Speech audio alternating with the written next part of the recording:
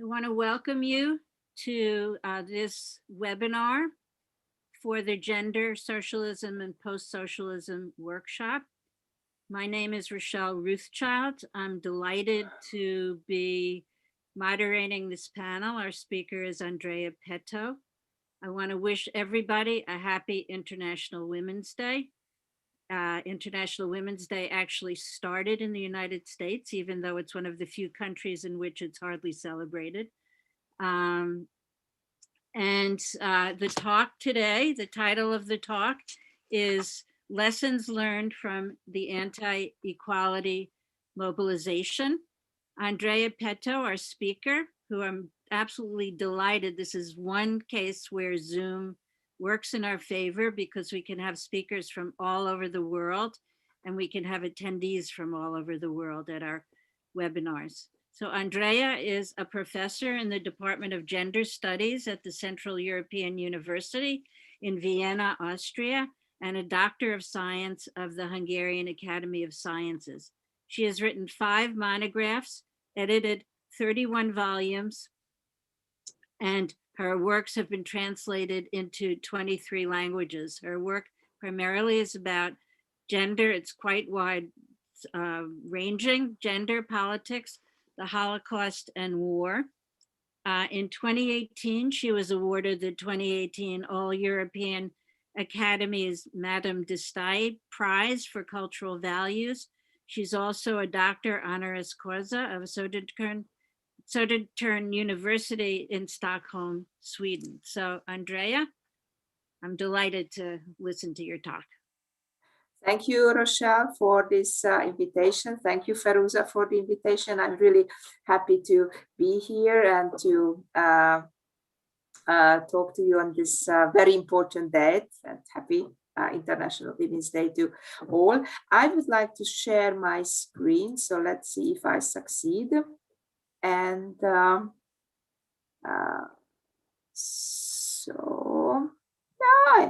this one. No, this one. Okay. So here we are. Wait. Yeah. So thank you again. And Rochelle was very right that this pandemic also works for us to have this great opportunity to have this meeting. First of all, before I start, I want to thank for everybody, Rochelle particularly, and Feruza, and for all those who are now listening to us and whom I don't see because of this particular setup, who supported CEU at a certain moment, and especially the Gender Studies program, because those who don't know, the Hungarian government deleted Gender Studies program from the accredited study list without explanation. And also CEU had to move from one European Union country, from Hungary, to another European Union country in Austria as a university in exile this summer. So more than 300 faculty and staff actually moved as a kind of political migrant from Hungary to Austria to work for this important institution. So my talk will be discussing what did I learn from the past 10 years, because actually it's 10 years it has been going on. And I will start with suggesting a kind of new theoretical framework for understanding this global mobilization against equality. And then I will talk a little bit about the consequences for what does it mean, the fear for all of us, and how does that impact gender studies as a profession and as professionals. And then I conclude with the lessons what we learned. I learned, I think, from this 10 years. And at the bottom of this slide, you see some references if you want to look up more what I'm actually talking about. So this will be like 35, 40 minutes, and I wrote this up. So after that, I'm more than happy to take questions, and I'm looking forward to the discussion. So in the past 3 years, we have been very busy. The program where I'm teaching, the Gender Studies program of Central European University, had been deleted from the list of accredited study list, and we moved from Budapest to Vienna. In the past decades, political scientists, sociologists, economists have mapped and analyzed the emergence of the illiberal states, especially how illiberal states were curtailing media freedom, normalize corruption, eliminate free market and competition, replace personnel in the legal system, rewrite constitution and electoral laws, replace university rectors, and curtail academic freedom. All this happened together and in relation to the resurgence of anti-equality movements. These processes and what is happening on this field is well known for hopefully an expert audience, but definitely for this panel, for Feluza, Elizabeth, and Rothschild. So gender studies as a field of study is attacked, delegitimized, gender studies programs are closed down, gender studies professionals are insulted by death threats, like myself, women's reproductive rights are questioned, the ratification of the Istanbul Convention is delayed, there is a brutal intervention into individual reproductive decisions in the form of state demographic policy, and this happens together with weakening of women's sexual and reproductive rights.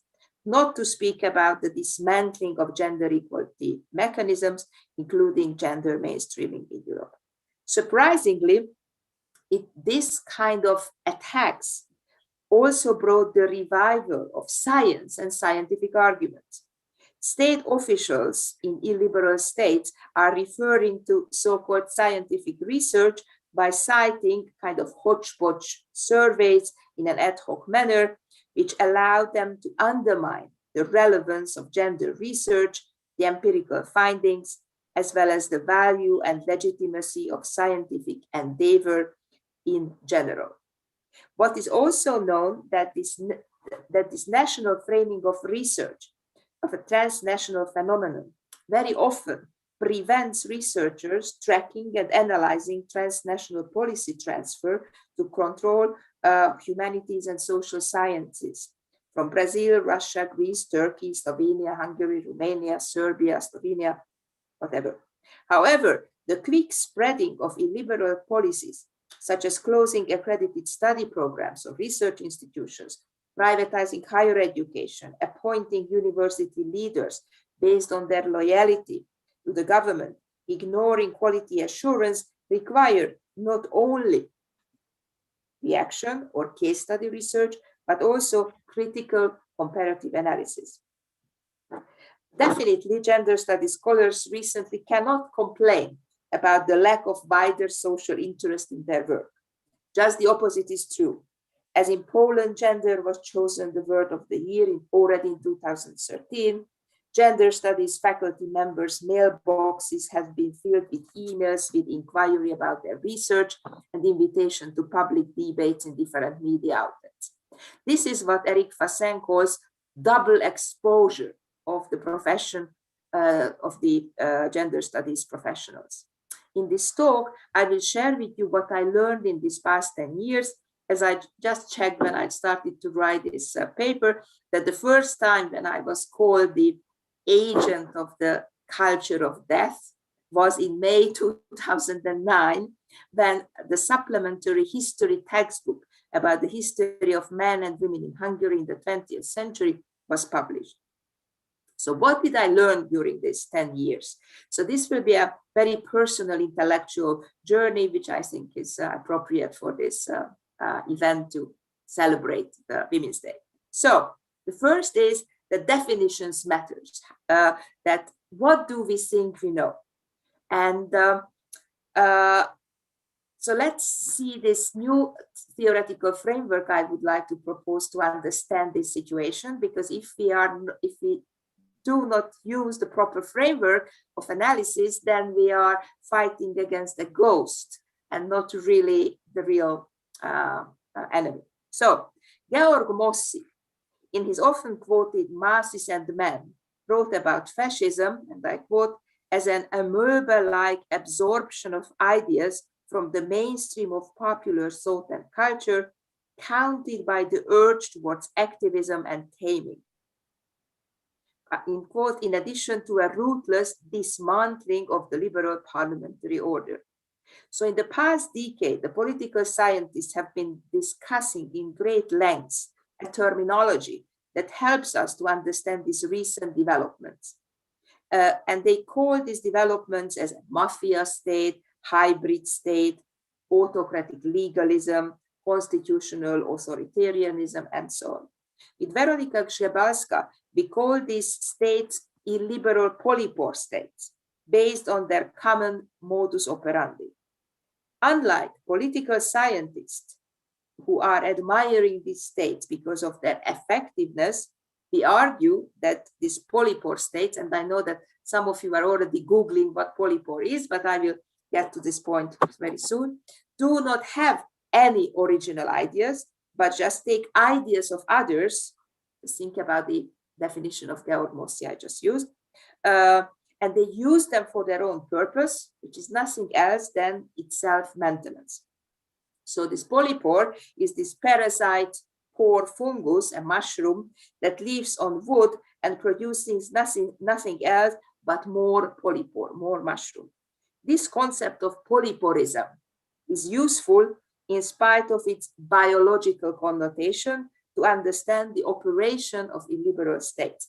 And I'm absolutely aware of this biological context, but trust me, by the end of the talk, I hope you will be convinced that this is a good framework.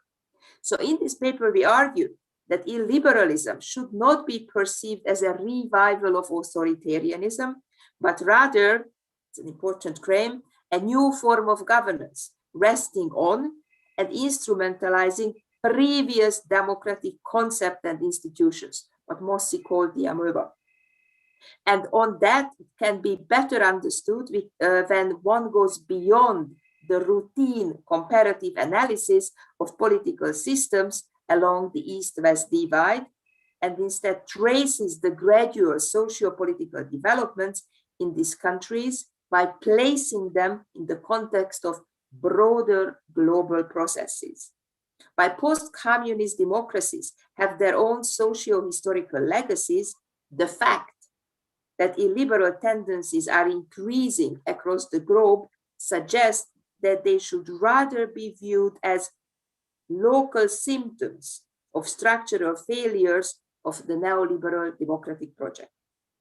In terms of its modus operandi, an illiberal regime can be understood as a polypore state, as a kind of parasitic organism, which feeds on the vital resources of its host, and at the same time contributing to its decay, and only produces this fully dependent state structure in return.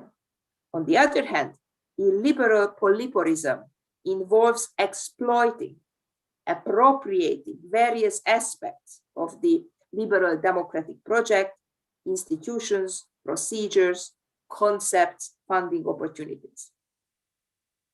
On the other hand, polyporism involves the illiberal regimes divesting resources from its own, from those it considers the beneficiaries of the so-called corrupt liberal post-communist system, the already existing human rights and civil society sector, in order to transfer it to its own base, to secure and to enlarge it. Moreover, unlike the amoeba by Mosse, which has an existence and an economy of its own, the polypore usually attacks already damaged trees. Hence, the illiberal forces primarily rise to power in the context of weak state institutions, weak and divided progressive parties, and failing liberal democratic project. In the case of science policy, which is important for us to understand gender studies, the already weakening and underfunded neoliberal higher education and research infrastructure fell an easy prey to illiberal forces. In the polypore state, far-right extremism is incorporated to legitimize and to maintain the very existence of the polypore, and only the life, energy, and ideas stemming from the tree provides the source for its life. In this article, which you can see at the bottom, we define three functional characteristics of the polypore state, the establishment of parallel institutions, familialism, and security discourse, all of them are gendered. So the illiberal governments regularly present policy-related questions as security questions. According to their rhetoric, the vigilant government defeats the threat of the European Union, the UN, the migrants, gender studies professionals, George Soros, and so on. The security discourse also affects narratives concerning science policies, calling enemies enemies of the nation, and personally intimidating those scientists who disagree with government policies, and this has become an everyday routine. In its public discourse, the state securitizes all possible aspects of life and policy areas, including portraying gender studies and critical intellectuals as threats. The scientific profession as such and gender studies professionals have been totally unprepared for these vicious personal attacks, which became the new normality in illiberal states. To be listed on the front page of the newspaper as enemy of the nation or get physically attacked in an academic conference has been largely absent from the academic culture after 1945. Not anymore, as it seems as scientists have found themselves under physical, psychological, and of course, financial attacks. The publishing of lists in government-sponsored newspapers naming academics as enemies of the nation has become a habit. Scholars have become targets of this public targeted harassment, which are the police refuses to investigate, like in my case, when I received death threats. This is setting a dangerous climate, not only because it is in harmony with how the polypore state functions, but because it draws attention and energy away from really important matters and delegitimizes academic actors. The second functional characteristic is the ideology of familialism, which is a complex term which refers to special social conditions and also to a particular ideology. Religion is also used to legitimize these heterosexual and nuclear families on the expense of other forms of cohabitation, portrayed as existential threat to community. State policies are supporting only men from selected, mostly middle-class families and not women. This also means that state policies are consciously ignoring, sabotaging the value of gender equality, which has got serious consequences to science policies as far as women's participation is concerned. The anti-gender studies movements and hate speech have appeared aiming to challenge the political and scientific legitimacy of gender equality and science. And it is not a surprise, for example, that the newly privatized Hungarian higher education was promised to be, I quote, gender ideology free, end quote. The third functional characteristic, which is the most relevant for us here today, is setting up parallel institutions and frameworks, like the mushroom setting up, the tree and mirroring it. Starting from NGOs to funding research institutions, universities, inventing new disciplines and programs. The polypore finances NGOs that appear to have the same or the similar goals as the other human rights organizations that have been established since the regime change took the place after 1989, that concentrated on the gender equal balancing of family and work, the reintegration of mothers into the job market, assistance for mothers with small children. However, the ideological framing now is entirely different. In order to receive government financial support, these NGOs must display unfailing loyalty both to the government and to the patriarchal system it represents. In other words, they cannot challenge either the patriarchal system, its institutions, and its agents. As a result, for example, the Hungarian government can present a busy, flourishing women's NGO sphere to the fact-finding members of the European Parliament, to the UN Committee on the Elimination of Discrimination Against Women, the CEDAW Committee. In the meantime, monetary sources have completely dried up for all but a few non-loyal NGOs and activists. For the NGOized Hungarian feminists, and in other countries as well, who have lived from project to project, this move amounts to a death blow. Their livelihood have been wiped out, and the entire offices have been shut down.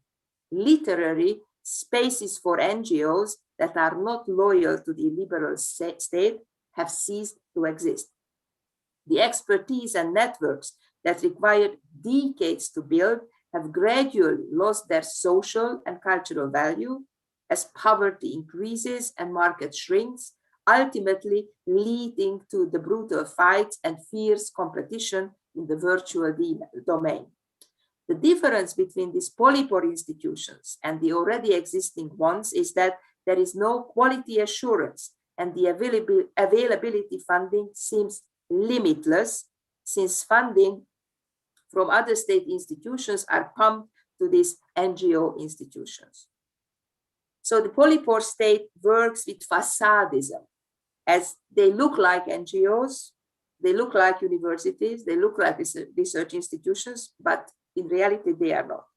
To sum it up, in this talk, I argue that this anti-equality movements are not only another offshoot of centuries-old anti-feminist trope. These are not simply conservative responses to the success movements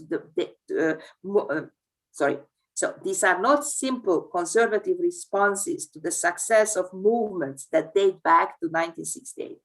This anti-equality movement is a fundamentally new phenomenon that was launched for the sake of establishing a new world order. It is a battlefield for socialization in the Gramscian sense. So it's also a neoconservative nationalist response to the crisis of the global neoliberal world order that should interest anyone who is committed to human rights and democracy, and not only researchers of gender issues. So these movements are attacking liberalism and therefore liberal democracy, with questioning the legitimacy of individual rights.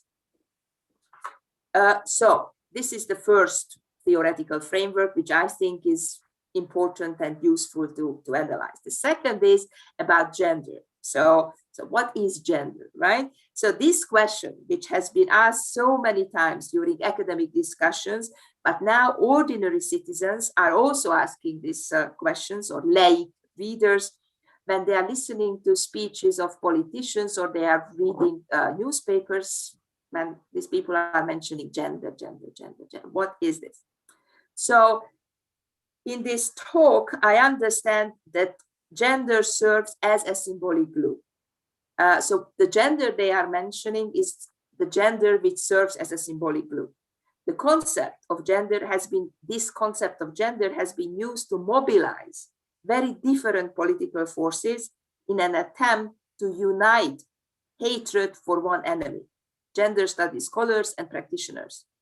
It has also become a central rhetorical tool of these efforts to define what so-called pure reason means to a wider audience, in order to create a new consensus about what is so-called normal and what is legitimate. So this kind of social mobilization that incites hatred against what they call gender ideology and political correctness, and not only demonizes the worldview of its opponent and rejects the human rights paradigm that has long been the basis of European North American consensus, but also provides, and that's actually an important claim, a desirable, livable alternative that seems realistic, acceptable to many people by focusing on family, nation, religious values, and freedom of speech, concepts often weaponized in contemporary cultural wars.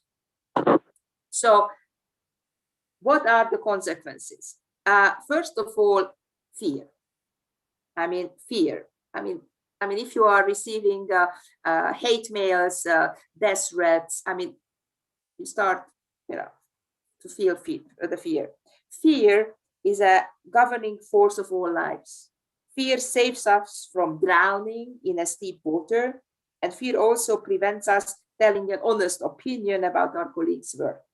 Fear, especially one type, the so-called existential fear, has recently been used as an explanation for the resurgence of illiberalism and different forms of populism. One fears from impoverishment, job loss, premature death due to an infection in an underfinanced healthcare system, loneliness, and the real list of subjects of fear can go on. But fear is also tricky. It eats the soul and it becomes a part of the body, and not only drives one's action, but also makes life lived with dignity impossible. There is not another European Union member country which has been using taxpayers' money from other European member states for generating fear as a form of governance, like Hungary. Hungary serves as a laboratory of illiberal policies. The tolerance for others has been transformed into xenophobia in the past years. The generous supporter of Hungarian culture, George Soros, became a target of anti-Semitic campaign.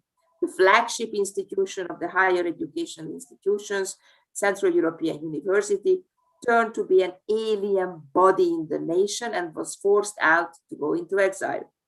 An established international academic discipline, gender studies, was transformed into a threat to the nation. The government decree revoking license of study programs on gender without an explanation and without consulting with professional institutions in Hungary resulted in making decisions about scientific matters without consulting with representatives of this profession. More importantly, the government-sponsored media attacked academics, listing them as enemies of the nation. And research again became a life-threatening occupation once again, creating fear among academics. I should admit that. How does it feel like to live and to work as feminists in academia in climate of social fear? But Epi Ferber aptly termed publicly targeted online harassment has been a part of my everyday life since I began writing articles available online and for the public and the wider public. What was new besides the usual anti-Semitic slurs in the comments is that in 2017, I received death threats via social media.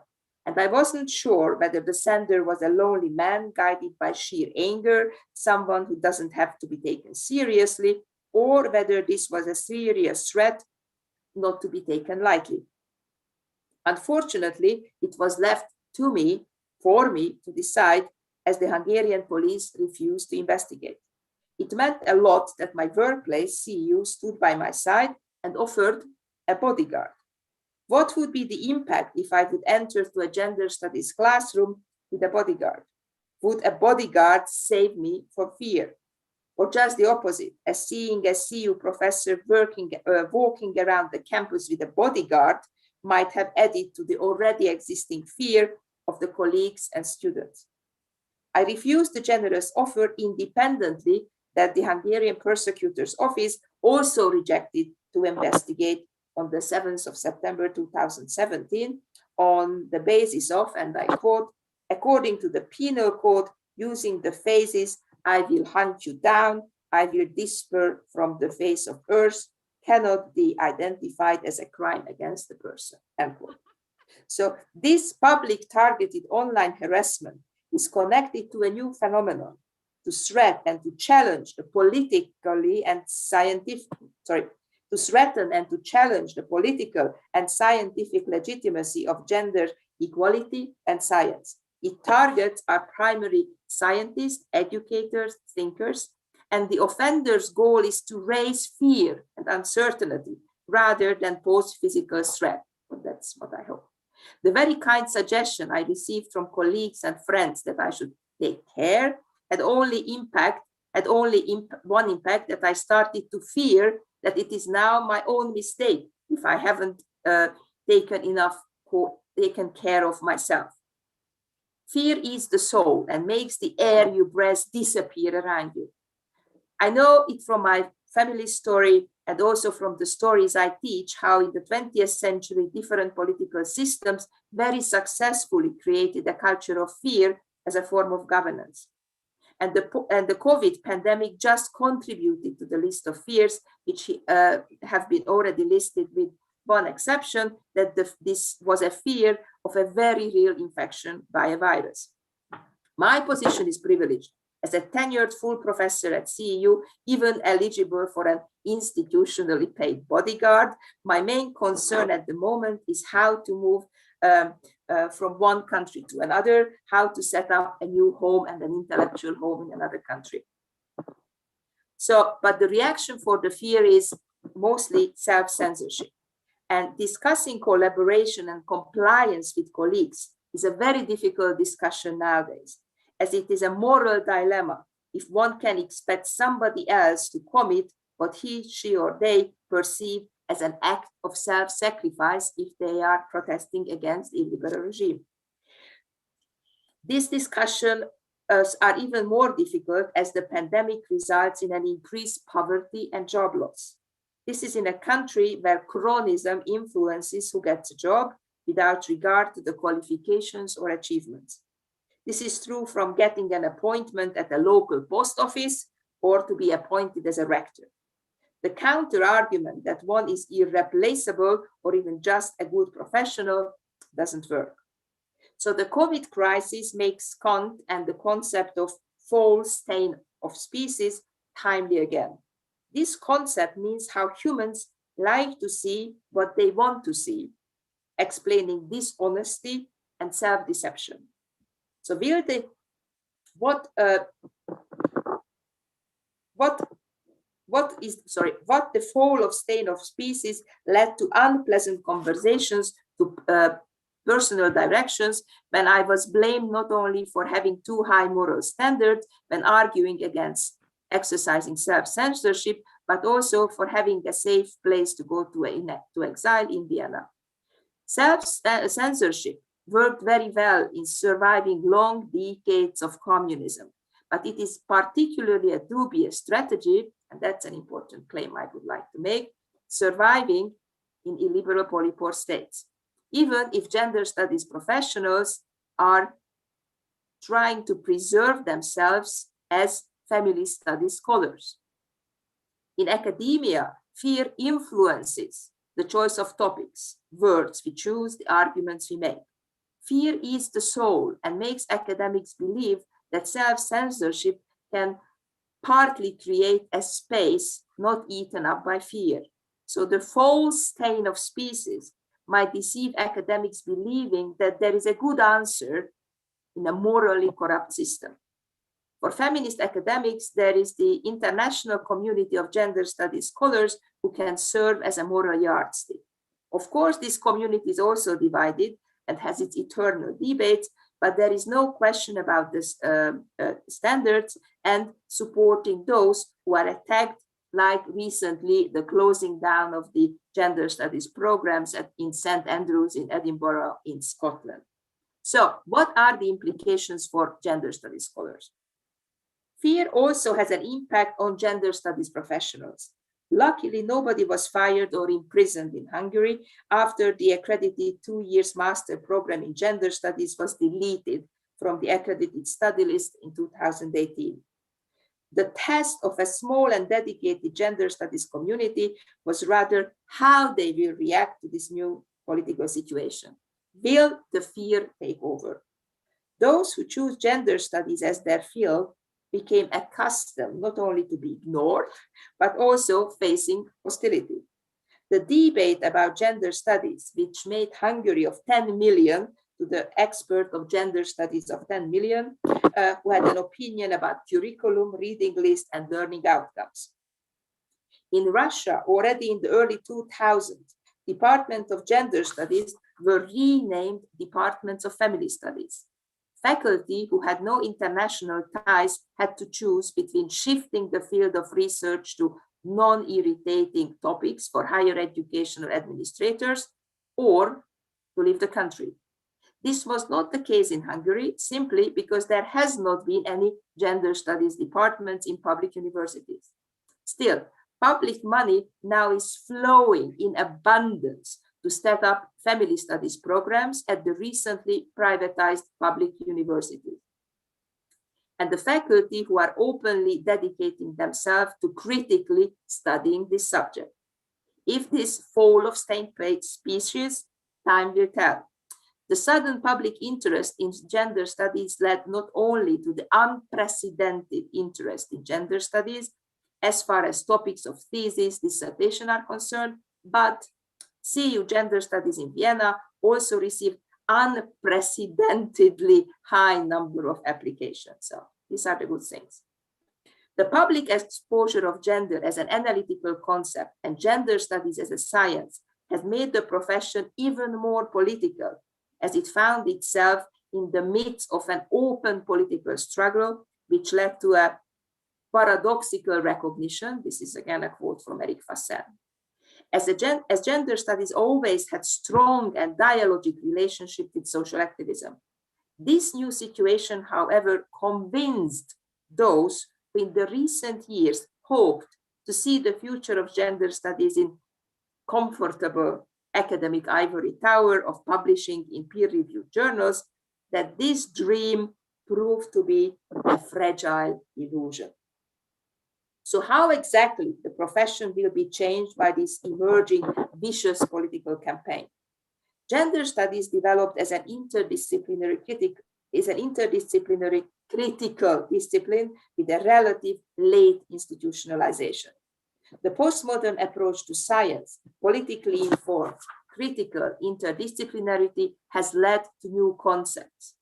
Previously marginalized actors who represent critical perspectives, such as the gender studies perspective, now had to be acknowledged. This was firmly based on normative decisions, such as making clear and recognizing the respective position of the speakers. This also resulted in the challenging of the subject-object division with the subsequent development of new symbolisms, redefinitions, and new myths. This positionality was recognized by the British historian Eric Hobsbawm in the following sentence. I quote, "My truth is equally valid as your truth," end quote. And this is an anti-universal approach which anti-equality forces now are appropriating. Yet, due to this anti-equality campaign, gender studies knowledge production changed forever. Not only the politicians and public intellectuals without any knowledge or training in gender studies are making unquestionable public statements in professional issues as sex education or science curriculum. As Garbagnoli pointed out, because of books of Judith Butler or other gender studies scholars are shelved in the bookshop together with these anti-equality volumes as if they had the same scientific weight. This institutional and academic vulnerability of gender studies is increasing because of the re-evaluation of its position in the field of science as such. By now, the main battleground for these so-called anti-gender movements, or what I call anti-equality movements, turned out to be the science as such. As Roman Kuhar convincingly argued in his analysis of the developments of Slovenia and Croatia, these anti-gender movements use, I quote, "scientific evidence against what they call gender ideology," means a paradigm change in science as we know it. So any scientific data can now become contested based on normative and moral position. And we see that from Denmark to France, where there is this debate now on post-colonial studies, or in Poland when Holocaust studies scholars are actually attacked, physically and also in a legal case. So the recent attacks change not only the public standing of gender studies profession as such, but as Peheni, Jones, and Ariza in the case of Argentina warn us, that coalitional mobilization of LGBTQI and feminist movements with progressive religious actors are bridging previous cleavages thought to be theoretically unbridgeable, such collaboration between secular and religious political forces. It is unusual that practice is much ahead of theory in case of gender studies, but the swift and unexpected developments due to these anti-equality movements brought unexpected results in the developing theory. So what kind of lessons you learn? First, that the increasing violence in communication and in everyday life, I mean threats and horrible posts and whatever, this public targeted online harassment is dangerous, not only because it is in harmony with how the polypore state functions and it draws attention and energy away from important matters. It is also dangerous because it attempts to dismantle the notion that research and education are public goods and it's a part of human rights. Because of this, the institutional systems should be protected. The institutional systems should protect educators and researchers because they are existing their human rights to do science while creating public good. Second, the rhetoric of victorious neoconservative politics that followed 1989 have left emancipatory leftist politics in a defensive position in Eastern Europe, as their rhetoric itself is defensive, protecting women, and negatively framed, fighting against discrimination. As the latter does not critique neoliberal politics, it remains a prisoner of progress. Lisa Brush has called maternalism the ideologies that exalt women's capacities to being a mother and extended to society as a whole, the values of care, nurture, and morality. I quote, feminism for hard times. Perhaps the rethinking of maternalism is one way out from this deadlock at a time when electoral support for traditional progressive parties is not increasing, but social and economic problems are increasing. Third, understanding unquestionable popularity of anti-equality movements is related to the redistributive policies of illiberal states. We should not make the mistake to believe that those who are voting for the illiberal polypore state, they are misled or they are just stupid. In Hungary, for example, the family tax and the flat tax are very popular, despite the fact that the volumes of expert analysis prove that the first is disadvantageous for women, while the latter are favors high-income families. The fact that voters are opting for measures that work against their own economic interests and supporting a party which impoverishes them further is a new phenomenon. This, in and of itself, calls for a more complex analysis of voters' motivation. A further challenge for feminist politics is to communicate such policies' consequences in an interesting, comprehensive, enchanting manner at a time when the ideological and physical spaces are dominated by the polypore state. And that's a very difficult situation. And that's why we have got the Women's Day and these kind of events when we should be thinking about possibilities and prospects of the future. So thank you very much. That was it. And I'm really looking forward to the questions and comments.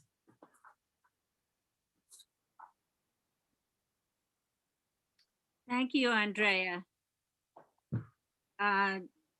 for a really interesting and very disturbing talk about what's going on in Hungary and other parts of Eastern Europe and Central Europe. I'm wondering, you had talked some about the personal effect of these attacks on you. And I'm wondering if that is also the case, not only in Hungary, but also, as you mentioned, in Poland. Is this, and we know that it's also the case in Russia. Are you connected? Are you making connections with scholars who have been attacked in this way by the polypore states in others of these states? Yes, that's actually a very important question.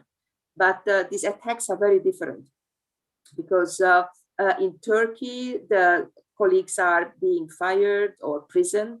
In Poland, scholars cannot really put gender in fellowship applications.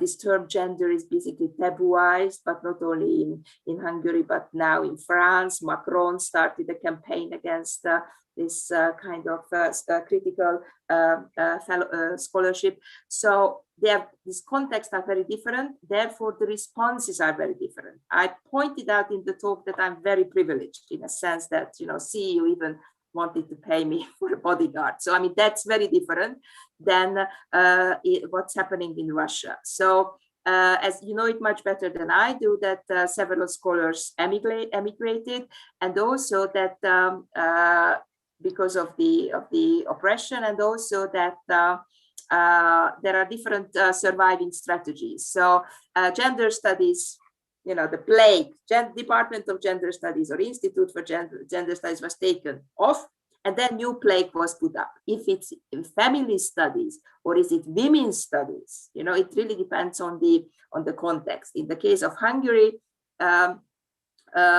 as I said in the talk, there was no such thing as gender studies department. So scholars are somehow trying to match their research field to this new funding opportunity, and now they are doing research on families. In the case of Poland, gender studies was replaced by women's studies, and now there are lots of fellowships for research in women and Polish women and Polish women's history and the situation of women. So it's a very different context, very depends on the particular country, but the framework and the challenge is basically a universal challenge. Therefore, as I pointed out in the talk, we meaning gender studies professionals, we were totally unprepared for this attack and for this challenge, and we have to catch up with this. And there are several institutions and several steps to somehow get organized. Let me list them. First, the different professional organizations like the EdGender, for example, which is the European Association of Gender Studies and Documentation Centers, collected signatures, like more than 120 MA programs in gender studies in Europe and worldwide when the gender studies program in Budapest was closed down. So there are the international professional organizations, which are fantastic, collecting signatures and organizing different also talks and conferences about the topic.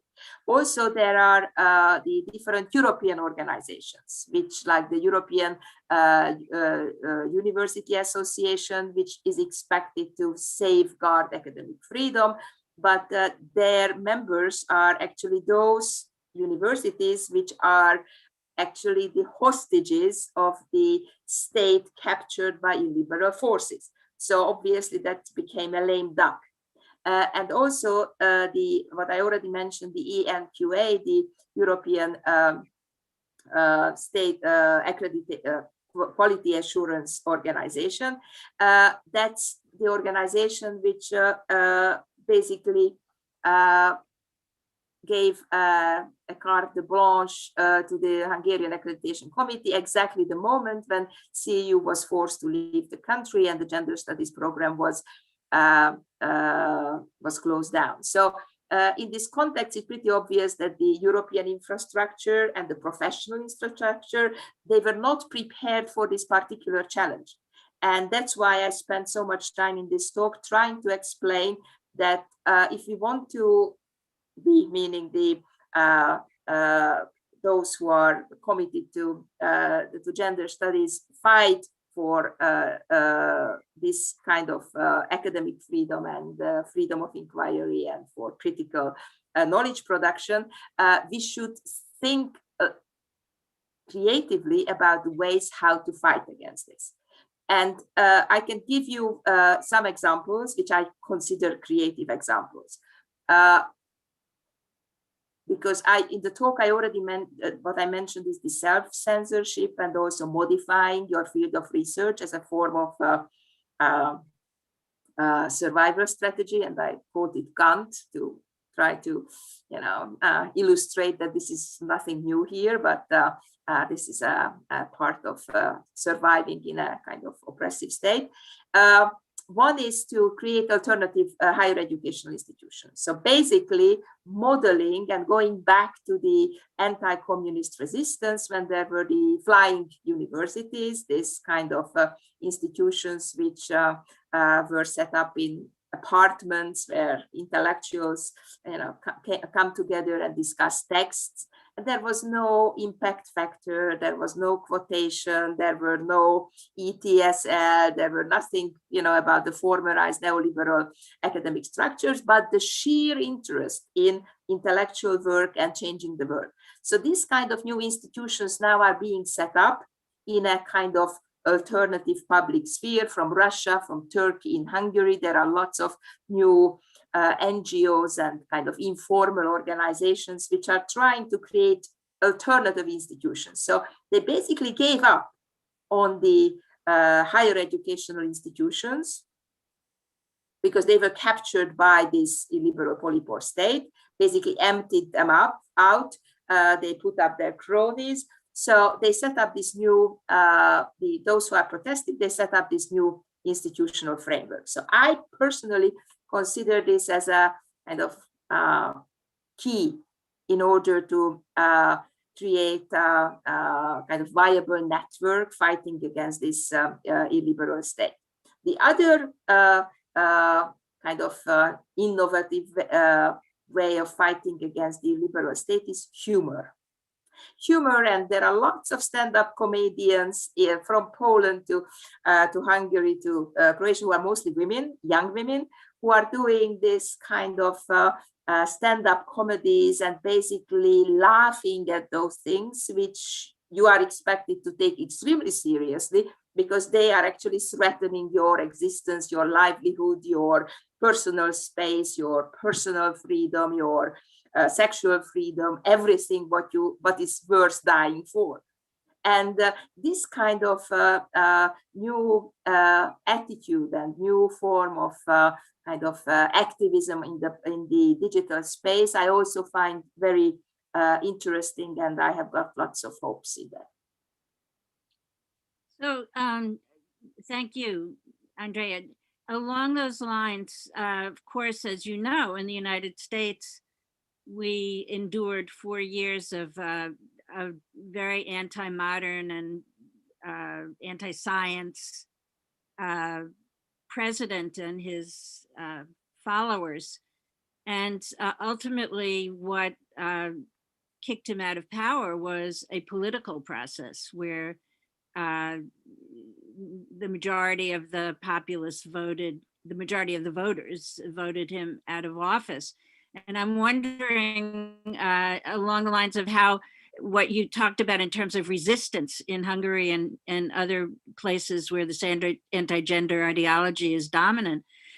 What about the political process? For example, in Poland, when the government imposed very strict anti-abortion laws, it seemed like a large segment of the population took to the streets. And when they did polling, it was about 50-50 in terms of, and it seems like the population, I don't know that much about Poland and Hungary, but it seems like the population is pretty much split 50-50 between those who are kind of drawn to the anti-modern ideology, anti-gender ideology as in its most recent iteration, and those who are drawn to modernism, to a more modern ideology. What about the political process? This is again a very good question, but it has got two levels. One is the systematic electoral fraud, which is a question, of course, and I hope that the next elections there will be some very clear and transparent mechanisms to make sure that every vote counts. And the other is that this kind of anti-modernism, what you call anti-modernism, is extremely popular. And I also pointed out in the talk that this offers a livable, viable, desirable alternative for several voters, including women. So the anti-modernist emancipation is very much there, saying that this kind of family policies, which I also quoted in the paper, actually offers this paid motherhood for a lot of women for whom the paid employment is really not a place of self-realization, but a place for exploitation and horrible experiences. So at the Poland, the peace government is moving towards the guaranteed minimum income. So these illiberal states, that's the difference between I think one of the differences between the Trump period and the illiberal regimes in Europe, that these regimes are actually implementing that kind of quasi-redistributive policies, which were previously on the agenda of different leftist political movements. So therefore, they have got lots of support. So and I also pointed out in the talk that this is the most important political task for the opposition to the different illiberal forces, to point out that this kind of gains, they look like gains. And if you look at the income of the poorest part of this population, either in Poland or Hungary, you see a constant increase. But this increase of income is really not comparable to the enrichment of the top 3% of the population, which is actually using and controlling the European Union money, which is flowing into these countries without any control. So this electoral process will, to win the election, will require two tasks. One, to be fulfilled. One is to have a real fair elections, which is, counting every vote and then have this electoral process controlled according to the democratic standards. And second, to talk about those redistributive issues and those structural factors which would change the opinion of those who at the moment they believe that this anti-modernist alternative is an alternative for them. And it won't be easy, and we are already late, I would say, because the elections are less than 1 year away in the case of Hungary. But in the long run, that's actually these two tasks needs to be completed. And would you say that the majority, that younger voters, younger people are more supportive of the modernists, shall we say, or policies? Then, I mean, is there an age differential? Is that something to be optimistic about, would you say, or? It's different. I mean, per definition, you should be always optimistic about the future generation coming after you. But in this case, I only know the Hungarian data, and 30–40% of the young generation is voting for the far right and for the conservatives, because they haven't, first, because there is no other alternative, and secondly, because this kind of anti-modernist politics is mobilizing with fear and hate and with these emotions certain political forces which otherwise would not be active. So that's why actually gender is important, because gender, as I argued in the talk, serves as a symbolic glue. It glues together all those different political forces with this feeling of hate, and to create a so-called viable, livable alternative to the liberal modernization. And so I would say that the electorate can be divided into rather along those lines, that who are benefiting from the illiberal regimes and who are believing they are benefiting from these illiberal regimes, and those who are actually the losers of these illiberal regimes, and they know that they are the losers. And this is the division line, not modernism or anti-modernism, not left or right, but rather around certain issues, and especially around the wasting of hundreds of millions of European Union taxpayers' money, which was invested in these countries, and they disappeared in different offshore bank accounts. Thank you. I have a couple of questions from the chat. The first one is, with regards to marginalization, where do academic freedom, freedom of speech, and infringing on others' liberty intersect in a historical sense and in a modern sense? I think that the person who asked this question wants to underline that academic freedom has been always a utopian value, right? So, I mean, this academic freedom has always been perceived, and how it has been perceived, because somebody has to pay your salary, and there are different institutions which are checking if you are doing your job well. But here, I think what is new in these illiberal regimes is that the scientific authorization process, which is a kind of consensual process, no matter if you are teaching in a public university or in a private university, this is basically sidelined. And there is a new form of authorization was introduced, which is basically replacing science with ideology. Science with ideological loyalty to certain values and to certain persons and to certain regimes. And I think this is the point where we have to think about, again, strategy. What happens when these kind of polypore institutions are showing up in different offices of different European or US universities, saying that here is our money, why don't you do what we are telling you to do? And interestingly enough, the cash starved US institutions look like that they are taking all this money, and they are very ready to serve the needs of these different political forces. So this will be, again, a question of academic solidarity and trying to speak about this kind of very strange alliances which are being formed now. Another question, what role does historical memory or lack thereof lead to numbers like the 40% voting for right-wing parties? There is this discussion if we can really believe that humans can and should learn from the past. And this kind of discussion has been present, especially when we see the post-45 consensus being questioned.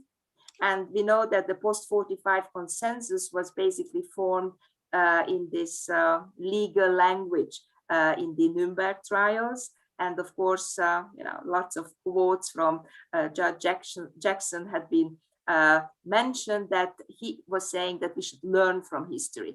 But the question is, that if there are some traumatic and horrible things happened in the past, are we sure that from these bad things, we will all take the same conclusion? And I just published a book about the women in the Eurocross party, which is the Hungarian Nazi party, and the women in this particular party. And the reason why I started to work on this book is that I wrote a book before interviewing conservative and neo-Nazi women in 2000, around 2000, and when there was the first surge of these anti-modernist organizations. And I was sitting in the living room of these women who gave me an interview, and I want to use this opportunity to thank them for their trust and their time here at this moment too.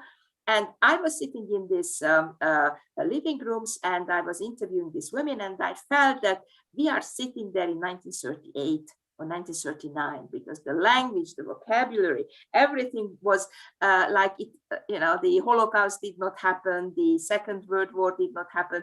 So, and they haven't reflected on this fact, but they were referring to a family history and a family vocabulary, which informed their political activism in 2000, forming this kind of anti-modernist NGOs. And by now, these women became members of the parliament or the municipal council. They did become important public intellectuals in this present Hungarian regime. And one of the greatest achievements of my academic life, that we are still in speaking terms, and if we meet, then we are able to talk to each other, because I think they appreciated my readiness to listen to their stories, and my analysis was, I think, pretty well grounded. But this led me to investigate what went wrong. What went wrong, that there is not a very clear distinction or division, what is good and bad during the Second World War, during the Shoah, during the Holocaust. So what went wrong? And then that's when I wrote this book about the women in the Arrow Cross Party, based on the documents of the People's Tribunals, to figure out that how this legal process, which was a pre-Nuremberg series of trials, what went wrong in order to differentiate between good and bad, and how is it possible that I was sitting in the living room of these women and they were basically not reflecting at all, the Second World War, the Shoah, or any of the previous developments. So the politics of memory is very interesting, and I cannot really give the real answer now, but I can just say that this kind of parallel non-communicating memories, as far as the different memory cultures are concerned, is one of the reasons. So the different family memories, the legal memories, the artistic memories, they were different sites where the memories of the dark past had been articulated. But it's very obvious that, especially during communism, this has not been the communication, or the discussion did not happen. Then this is one of the big mistakes of what happened after 1989, that there were no other attempts to initiate a kind of wide social dialogue about the responsibility and the coming to terms with the past in Hungary. So in a way, what you're talking about also is a reaction against the communists, the Soviet bloc period. And the alternative to that, at least for some people, represents going back to what existed before World War II, the kind of fascist governments. Can you tell me also? Yeah, I'm sorry. Yeah, I just wanted to say that after 1989, there was this concept of double victimhood.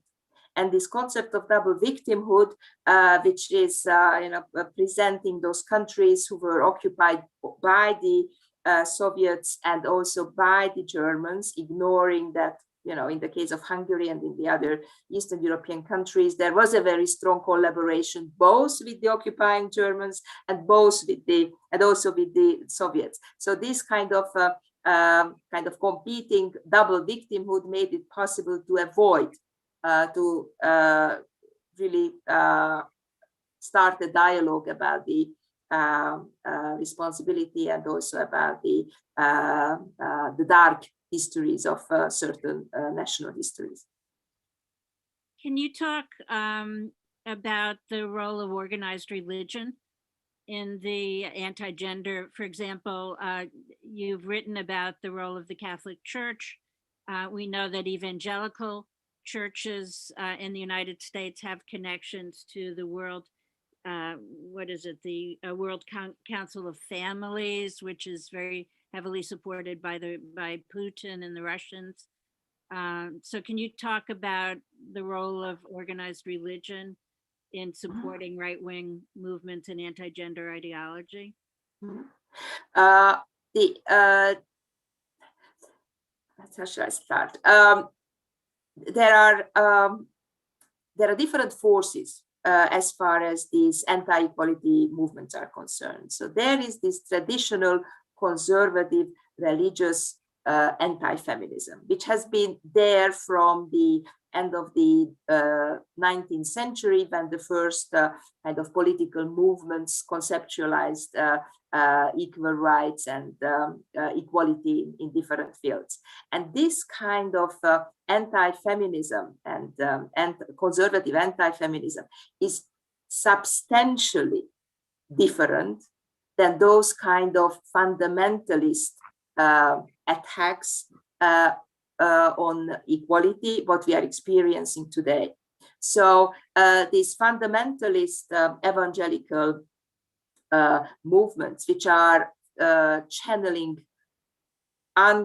enormous amount of money into different European lobby groups in Brussels and also in the different national actors. Their aim is very different. They are actually aiming to set up a kind of theocratical alternative to the secular liberal state. And this is not, this is serious. So they have got a very different worldview than the organized traditional religious groups. So therefore, what I found in the past 10 years is that the most important allies in fighting against these fundamentalist theocratical groups are the religious theologians, the feminist theologians and different religious groups who are very, very concerned also by this international intervention into their spiritual and intimate lives. So I would like to advocate for a very differentiated view as far as the institutionalized religion is concerned, differentiating between different actors and different agendas, and advocate for, again, for a dialogue between those actors who are actually critical to this theocratic model of state, which is advocated by these new actors who recently became very active, although they were present and visible already in 1975, and the World Congress, the UN Congress for Women had been organized, but they became extremely active in the recent years. There's a question here about organizing global interdependence and resistance to, or developing more pro-science perspectives. For example, the Women Scientists in Economics, which is an international organization for developing innovation during the, and coping with the pandemic, and then perhaps serving as a vehicle beyond the pandemic for supporting pro-gender policies, pro-science policies. There are lots of professional organizations which might consider getting organized in this context, but also the bigger frame is that we are actually the academics who are we are actually protecting science as a field of academic inquiry, because these forces which are attacking gender studies, and I gave the list in the talk what they are actually doing. They have an alternative vision of science, and this science, the vision of science, this goes back to the Middle Ages, to the theocratic understanding of science. And also there are several attempts to start rewriting the textbooks, like the textbooks in Hungary on biology. There was an attempt to rewrite it for a creationist perspective. And so, I mean, that's why I mentioned the Gramscian fight for socialization, but because the fight is going on, about what science is. But if science is taken away, then the freedom to think critically and autonomously will be taken away. We thank you, Andrea. I don't think we have any more audience questions, but I had a question for you just about your hopes for the future. You now have moved to Vienna, and the Central European University has moved to Vienna, and George Soros, who founded CEU and founded a whole bunch of other pro-democracy initiatives in Hungary and Poland and the former Soviet Union, is under relentless attack. What do you see as the future for CEU? Do you think that CEU will, for a long period of time, wind up having to be located in exile? CEU has the teaching programs, the Yes. degree awarding programs moved from Budapest to Vienna. Because the Lex CEU, this amendment of the Hungarian higher educational law, made it impossible for CEU to grant American degrees in Hungary. So it's a very complicated story, and if somebody is not a lawyer, then it's get lost in the details. But that was exactly the purpose of the illiberal actors, that to make this confusion that very few people will understand. But to cut it short, CEU awarded 2 degrees: Hungarian higher educational degree and the American higher educational degree. And the Lex CEU made it impossible to grant the American degree in Hungary. But since all the diplomas are American degrees, therefore all the degree giving programs move to Vienna. But the Open Society Archive and the Institute for Advanced Studies and several research centers had remained in Hungary, and now they are called the CEU Democracy Institute, and I'm also a fellow there in the CEU Democracy Institute. And the purpose of this Democracy Institute is exactly to create a hub of critical thinking about what is happening and how to move forward, and also to create a kind of institute, a kind of think tank for future decision makers when they are facing very much the same challenge. In Vienna, as I said in my talk, we never had so many applications at the gender studies program, because doing gender became a kind of cool thing. So, I mean, all these attacks actually led to, you can conceptualize them as a kind of free PR support. And both CEU and the Gender Studies department received such publicity that I never had so many applications than this year. So I consider it as a trust, a manifestation of trust on the side of our applicants, because they believe that the knowledge what we are actually providing, the environment we are creating for them, will be useful for them in their professional career and also in their political agenda.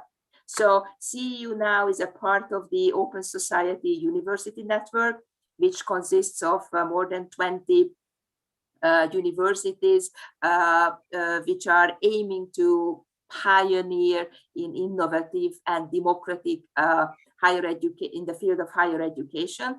And I think that in the talk I was mentioning the alternative institutions, and I think that universities matter. Universities matter as a space for dialogue, a space for knowledge production, and also a space where this kind of change is happening. And these institutions matter, no matter that they are formal institutions or informal institutions, like the flying universities or the anti-university in Russia, or the Vira Rada Academy in Turkey, or the Off University in Berlin. I mean, these spaces matter. And the more spaces we have where this kind of alternative knowledge production is happening, the better it is. And then we will get more organized to intellectually, emotionally, and to fight against the illiberal attacks. So what you're saying is essentially that universities, I mean, the CEU is one of several universities that have are in exile. European Humanities University is in Lithuania, no longer in Belarus. And the university in St. Petersburg, the Humanities University, is also has been pushed out of its building, and also threatened with being shut down. And there's been a particular campaign against gender studies. So are you in, you talked about a network of these universities. So are you in communication then with these other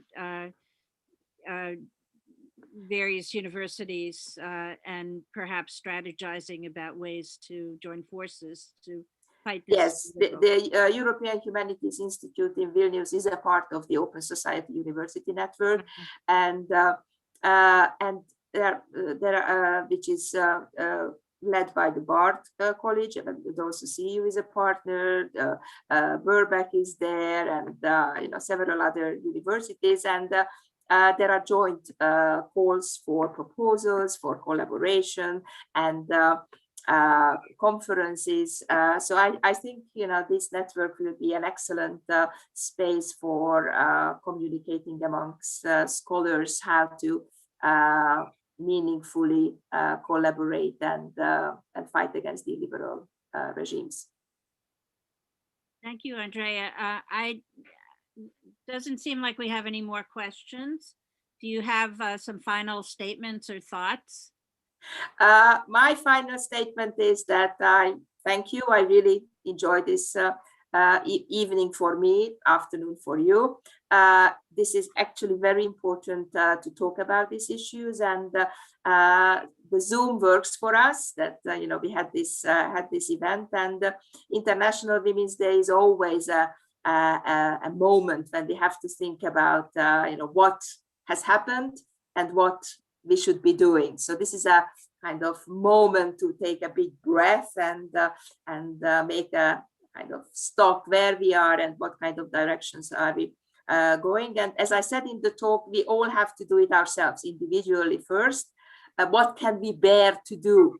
What kind of resources do we have? What can we? What kind of